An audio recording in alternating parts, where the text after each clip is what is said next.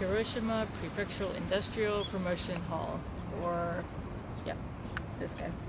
Or, as you can see, what's left of it. So, brief history, thanks to this plaque right here. This is actually one of the more famous sites just because of how much of it has survived. It was actually finished in 1916 and for the long time was characterized by a green dome on top, probably made out of metal. About 600 meters that way. 160. Oh.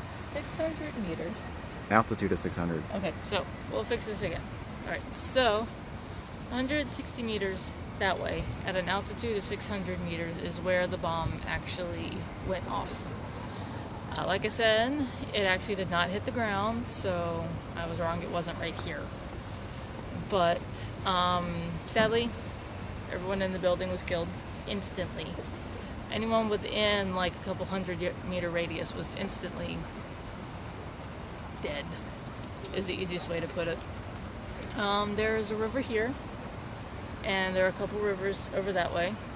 And what ended up happening is people, because they were so burned and everything by the radiation heat, they were crawling into the river. Eventually, acidic rain started falling, and radiation-induced rain started falling, and more people got sick and more people died. And sadly, Hiroshima still is, I think, lightly radiated. Just tell them where we are. Alright. Ready? Yep, we're rolling. Okay, so this is day 5-ish? March 15th. We are in Hiroshima, which so far is the southernmost point of our travels until Okinawa. Basically, we took the Shinkansen from Osaka to Shin-Osaka and then got here in about an hour and a half. I'll cover more about the Shinkansen tickets just a bit, but I did want to point out one particular thing why we're in Hiroshima. It's right over here.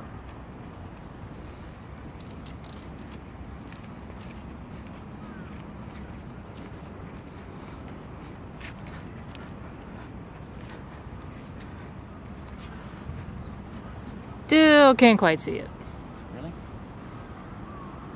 Not really. We'll get to it in a bit. Okay, we'll get closer. So, one of the main reasons why we're here is because of the visitation to the atomic bomb dome, which is that right over there, and the Peace Memorial Museum, both of which are Just that way. within half a kilometer of each other, basically. Yep. It's a little late in the day because we decided to get a late start up today, so we may not make the museum, we may, it just depends. But we wanted to take a moment to visit the dome and everything else just to get a bit of history. And that's your part. Okay, I know this is covered a lot in school, but I'm going to go over it again because this is kind of an area I'm really fascinated in.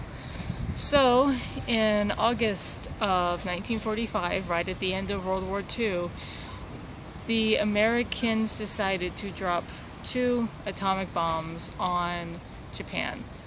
If I remember right, Big Boy and Little Boy. And on August 6, 1945, that was when the bomb was dropped, and it detonated right over the dome.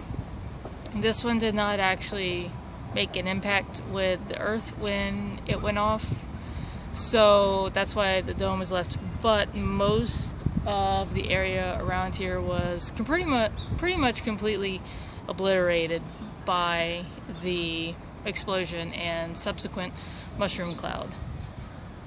The big thing is now, obviously, it's a peace park, but back then this was a thriving, bustling area of Hiroshima, and it was all completely destroyed. There were actually students and volunteers out here that day that were creating a fire lane because of stuff going on with the war, and because of the bomb and where it detonated, they were all they died. Let's just put it that way.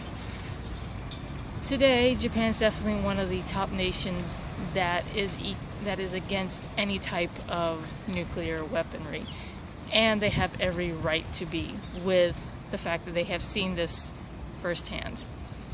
The thing for me is this hits a little bit close to home because on my mom's side, my grandfather, so my mom's dad, was part of the Navy, and part of his job was to come and collect the POWs after Victory in Japan Day.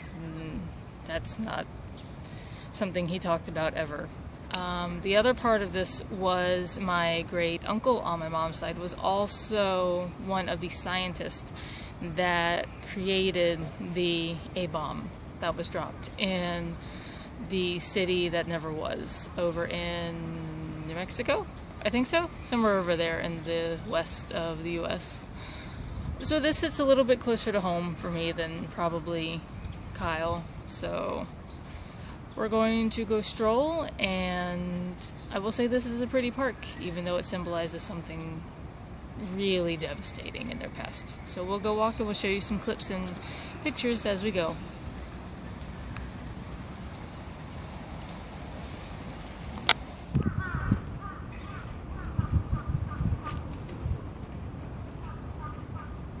You want to say anything? Not right now. Okay. I just didn't know when we wanted to do the Hiroshima video. Starting now? We need to actually talk about how we're in Hiroshima. That's what I mean. Well, I'm tired of being on camera. Okay. Do it over here. Right here we have a monument that was erected for the students I was talking about a little while ago that had mobilized that day and were killed by the bomb. I think it has two buttons. One's in Japanese, one's in English. You can press it and you can get all the information needed. But we just wanted to show this.